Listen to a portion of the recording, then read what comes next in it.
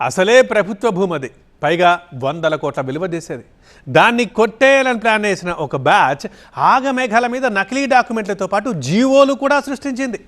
Advance కింద కోట్ల రూపాయలు చేతులు కూడా మారిపోయాయి. బట్ కట్ చేస్తే తహసీల్దార్ కంప్లైంట్తో నకిలీ గాళ్ల బెండు తీస్తున్నారు ఇప్పుడు పోలీసులు.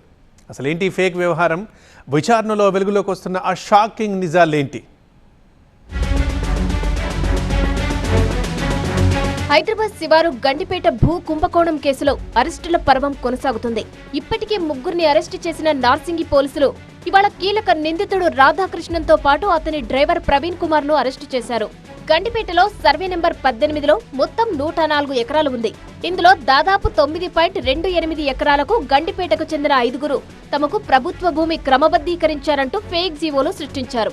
వాట్సాప్ గ్రూపుల్లో ప్రచారం చేసుకున్నారు. ఈ క్రమంలో నిమ్మల ఫ్యామిలీతో వైసీపీ మాజీ ఎమ్మెల్యే బొల్లా బ్రహ్మనాయుడు మధ్య ఎకరానికి 3.5 కోట్ల చొప్పున 35 కోట్లకు ఎంఓయూ కుదుర్చుకున్నారు. డీల్లో భాగంగా నిమ్మల కుటుంబ సభ్యులకు 4 కోట్లు అడ్వాన్స్ రూపంలో ఇచ్చారు.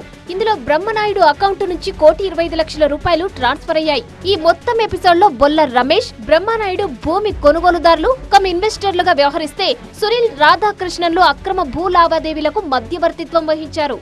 ఫేక్ డాక్యుమెంట్లతో హైకోర్టులోనే తప్పుడు కేసులు ఫైల్ చేశారు.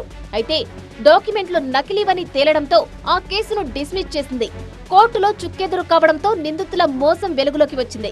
కోర్టు నుంచి సెర్చ్ వారెంట్ తీసుకున్న పోలీసులు సాంకేతిక ఆధారాల సాయంతో నిందితుల్ని అరెస్టు చేశారు. ల్యాప్టాప్, చెక్ బుక్లతో పాటు వేర్వేరు ప్రాంతాల్లో భూములకు సంబంధించిన డాక్యుమెంట్లను స్వాధీనం చేసుకున్నారు. రాధాకృష్ణ లీలలు ఒక్కొక్కటిగా బయటకొస్తున్నాయి. గతంలో సెక్రటేరియట్ ఐటీ విభాగంలో అవుట్ సోర్సింగ్ ఉద్యోగిగా పనిచేసిన రాధాకృష్ణ అక్కడ ఉన్న పరిచయాలతో తాను డిప్యూటీ కలెక్టర్ అని, అడ్వకేట్ అని చెప్పుకుంటూ మోసాలకు తెరలేపాడు.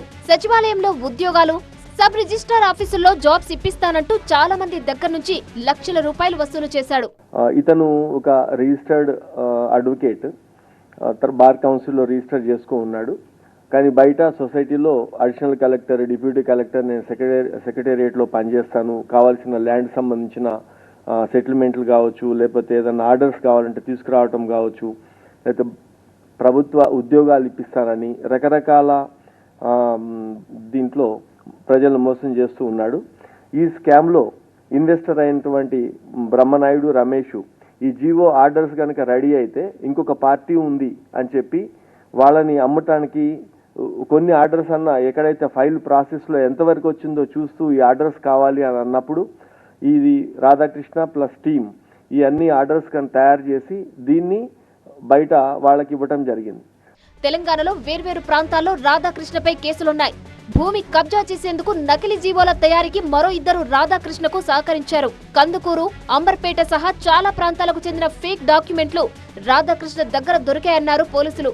పరారీలో ఉన్న బ్రహ్మనాయుడితో పాటు మరికొందరిని త్వరలోనే అరెస్టు చేస్తామన్నారు. ఈ కేసులో ఇప్పటి వరకు ఇతనితో 5గురిని అరెస్ట్ చేయడం జరిగింది. ఇంకా ఒక 5గురిని అరెస్ట్ చేయాల్సింది ఉంది. దీంట్లో బ్రహ్మనాయుడు, రమేష్ వీళ్ళతో పాటు కలిపి టీమ్స్ ఇంకా ఏపీలో ఇప్పుడు ప్రయత్నిస్తూనే ఉన్నాయి. మన టీమ్సే. అతను పరారీలో ఉన్నాడు. ఆల్ ఫోన్ స్విచ్ ఆఫ్ పెట్టి టీమ్స్ దాంట్లో ఉన్నాయి.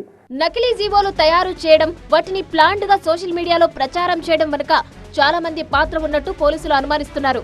పరారీలో ఉన్న వాళ్లను కూడా అరెస్టు చేస్తే కీలక విషయాలు తెలిసే ఛాన్స్ ఉందంటున్నారు పోలీసులు.